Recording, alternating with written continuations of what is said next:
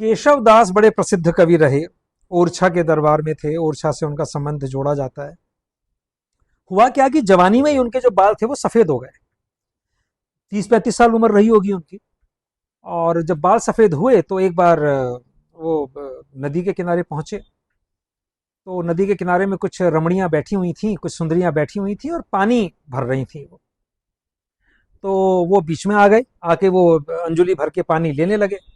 तो जब वो अंजुली भर के पानी लेने लगे तो किसी रमणी ने, किसी युवती ने कहा, बाबा जरा आगे से हटना, पहले मुझे गगरी में पानी भरने दो बाबा। उन्होंने शब्द उसको बोला। बेचारे जवान आदमी थे, 30-35 साल उम्र रही होगी उसके बीच में। तो उस समय उन्होंने एक दोहा कहा, बड़ा प्यारा दोहा कहा। अब आप देखिएगा किस तरीके से शब्द और अर्थ का प्रयोग वो करते हैं। और जब हम लोग यमक अलंकार और श्लेष अलंकार की चर्चा करते हैं कि कहीं तो एक शब्द होता है जिसके दो अर्थ होते हैं, जहां पर दो शब्द होते हैं, बार बार वही शब्द आता है लेकिन अर्थ दोनों के अलग अलग होते हैं। तो किस प्रकार उन्होंने वो अपने उनका नाम भी केशव था और बाल सफेद हो गए थे, बालों को भी हम लोग केश कहते हैं।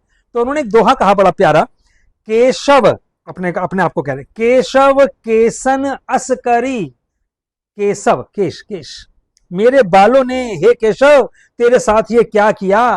केशव केसन असकरी जस अरिहू ना कराए। भगवान तुम दुश्मन के साथ भी ऐसा मत करना। अरि, अरि शब्द का अर्थ होता है दुश्मन। हमारे जैनी में रमो अरिहंताणम जिसे हम लोग कहते हैं, अरिहू, वो ये कहते हैं केशव केसन असकरी जस अरिहू ना कराए, दुश्मन के साथ भी ऐसा ना हो। चंद्रवदन मृगलोचनी, चंद्रवदन तरुणी, सुंदरी को कहा गया जो उस समय वहां रही होगी, जिसका चंद्र के समान वदन है, जिसका, इसको अगर हम लोग कहें समास के रूप में तो बहुव्रीहि समास में चला जाता है।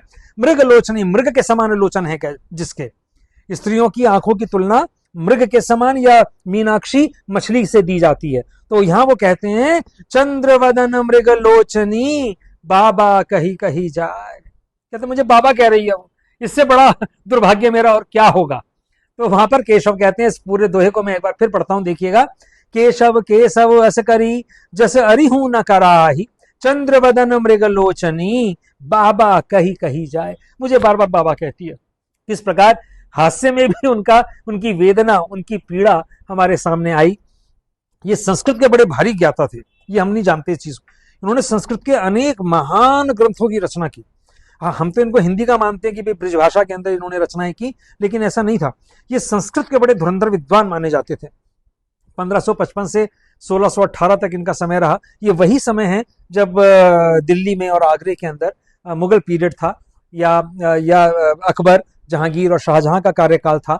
उस समय ये वहां पर शासन कर रहे थे। और ओरछा के राजा राम, आज भी कहे जाते हैं कि वहां के मालिक, वहां के राजा जो है वो राम है। बड़ा अच्छा एक मंदिर बना हुआ है। तो वहां के राजा के दरबार के अंदर ये थे और इन्होंने बहुत गूढ़ ग्रंथों की रचना की।